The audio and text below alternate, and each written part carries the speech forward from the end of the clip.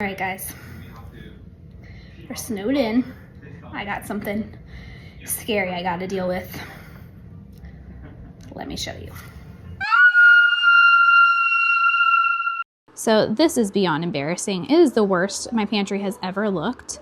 I normally clean it about monthly or so, but I really haven't done much with it in almost a year, as you can obviously tell. Here's actually some pictures of what my pantry has looked like in the past. I used to always use these containers, but I found out that doesn't work for my family because my kids don't really put the stuff back in it. So it actually created more of an issue because then you had the containers and the product and nothing was in the right spot. Okay, so I think the best option is going to be take everything out, check expiration dates, and then organize it by what it is outside of the pantry, and then they won't figure out how we're going to get it back in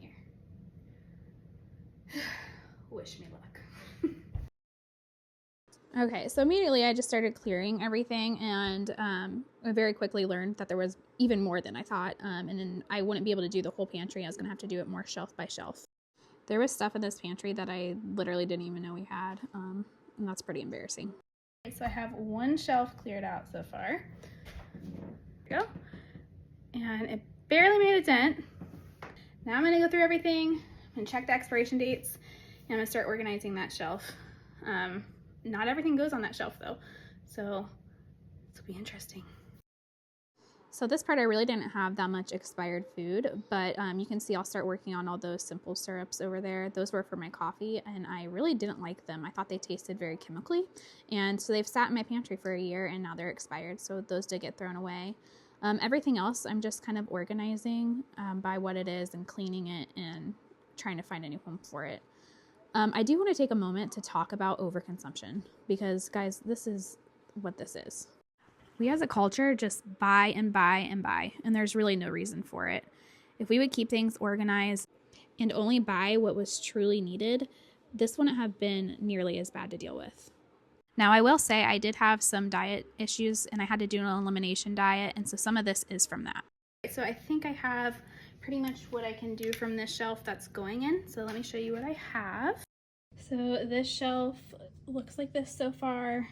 Coffee. This is like my gluten-free seasonings, and then my tallow and ghee. There's gonna be plenty of room right here. I'm gonna put my baking supplies here, and then just my noodles and like quick little meal things. I'm kind of thinking that a lot of this, not this over here, but this stuff right here is gonna be moved up here. These two shelves are supposed to be like my gluten-free baking, but it's at eye level for my kids, and that's just not really convenient. These would be much more suited for their stuff, and then I can keep my stuff up here nice and organized out of their line of sight, and they won't just throw random stuff into places that doesn't go that way. That's my thought anyways. So let's do it.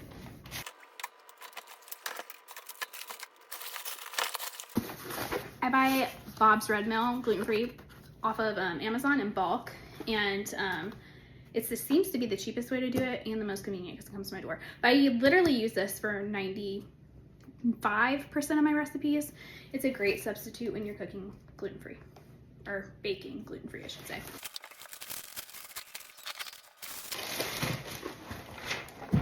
I found a box of my gluten-free Cheez-Its. I thought it was out, and I can't find any more in the store, so I was very sad. So this box will be savored. Overconsumption in our culture has truly just become a crisis. We're fed constantly on social media from people we're around that we always need something new and we always need more, and what we have isn't good enough, and that's just simply not true. A folded up gift bag, because why not?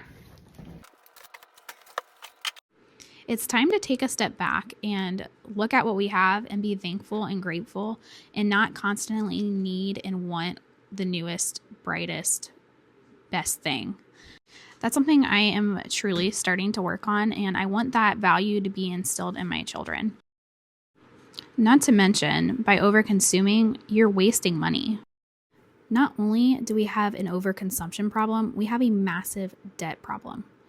The debt in America is insane. People are surviving off of their credit cards because they can't tell themselves no. They can't delay gratification for a little bit of temporary sacrifice, which would be being uncomfortable with saying no to buying something. And we're all guilty of this, me included, obviously, as you can see my pantry. The good news is we don't have to stay that way. All right, let's show you what you got. Okay, my baking shelf. It's getting there. Let's keep going. So I mentioned that we don't have to stay in this overconsumption and debilitating debt. We can change, and it's actually easier than you think. First, you have to tell yourself, no more debt. We are not taking on any more debt. And in fact, we're going to pay all our debt off. And when we start there, when we go to the store and we see something we want, the question we will ask ourselves is, do I have the money for this in my bank account right now? Did I budget for this item? Would I still want this item if nobody ever saw it? Would I still want this item in 2 weeks from now? Because so often the answer to these questions are no. You wouldn't. You wouldn't buy it if nobody saw it. You wouldn't buy it if you don't have the money in your bank account and you don't have debt as an option. When you start asking yourself these questions, you're going to realize that you don't even want the item for you. You want it because you think that you're supposed to want it. Half the time, you didn't even know the item existed until you saw it, and then you just decided that you had to have it. And that's the problem. That's how overconsumption happens. Just be grateful for what you have. Tell yourself no, and if it's something you really want, think about it, put it in your budget, buy it with your own money and not debt. I have now gotten the mindset of deleting overconsumption from my life, and so I'm going room by room, pantry by pantry, I guess. And I am eliminating the overconsumption that I've had. So here I'm getting rid of all the old food. I'm getting rid of food I know we won't eat and donating it.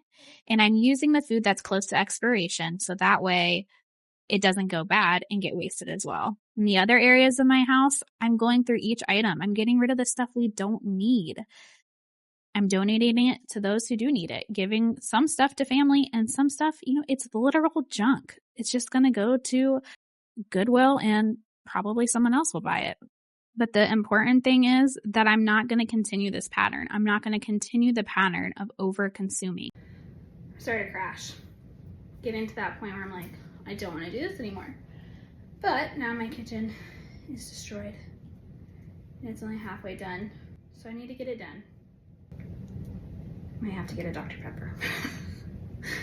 Help me. I don't want to do it. So I've definitely made some progress.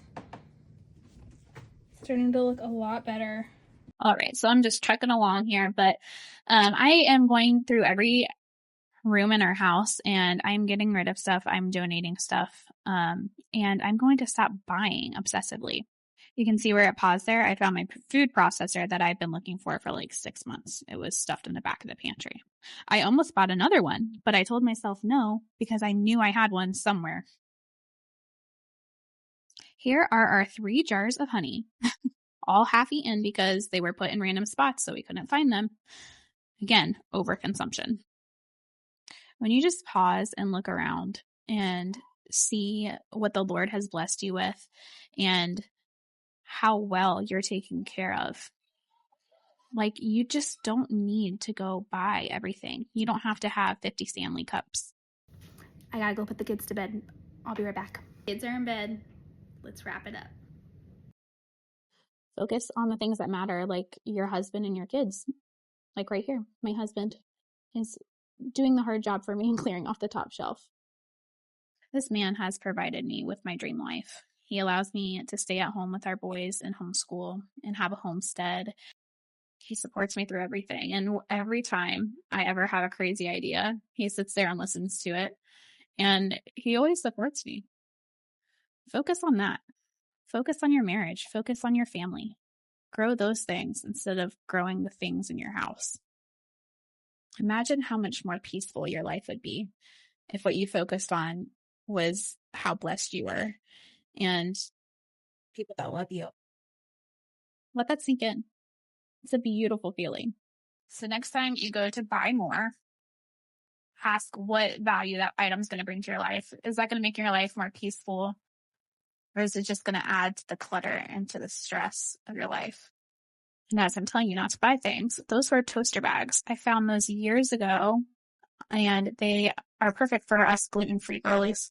You just put your bread in it and put it in the normal toaster, and that way you don't have to have a second toaster or anything. And I've reused mine probably 50 times. All right, guys, look at the difference in this pantry. It's insane. I cannot believe it. There's actual room. I can open and close the door. This is so much better, and I'm keeping it this way. You guys can count on that.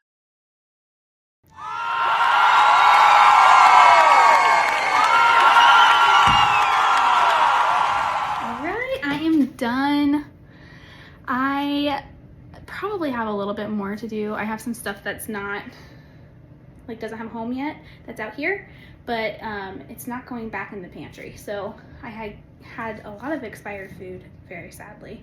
So that got thrown away. I have a bunch of food that we're not going to eat, so I'm taking that to the food bank. And then I have a pile of food that I'm going to make recipes with this week because it's close to its expiration date. But yeah, I think I'm done after many hours. It looks so much better. It doesn't even look like the same pantry.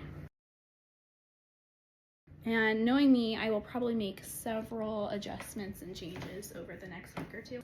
Thanks for coming with me. Now go do yours. You can do it. Bye.